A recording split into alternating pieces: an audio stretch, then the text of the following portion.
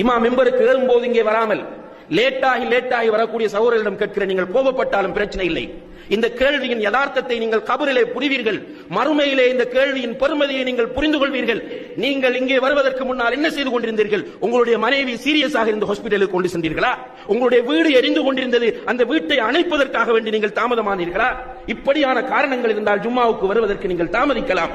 வீட்டிலே சும்மா உட்கார்ந்திருந்தவர்கள் அனைவருமே நிச்சயமாக அல்லாஹ்விடத்திலே கடுமையான கேள்விகளுக்கு உட்படுத்தப்படுவீர்கள் என்பதை மறந்து விடாதீர்கள். வெள்ளிக்கிழமை தினங்கள் அல்லாஹு தஆலா நமக்கு தரக்கூடிய, அவனை பற்றி அறிவதற்கு தரக்கூடிய மிக முக்கியமான ஒரு தினமாக இருந்து கொண்டிருக்கிறது. இந்த தினத்தை வீணாக்கக்கூடியவர்கள் கபரிலே முன்கரும் நக்கீரும் மன் ரப்புக்க என்று கேட்கும் போது அங்கே இருந்து கொண்டு அலறுவதால், எனக்கு தெரியாது என்று கத்துவதால் என்ன பிரயோசனம் சகோதரிகளே? யார் கபருக்குள் வந்து உதவி செய்ய போகிறார்கள்? உங்களுடைய பெற்றோர் வருவார்களா?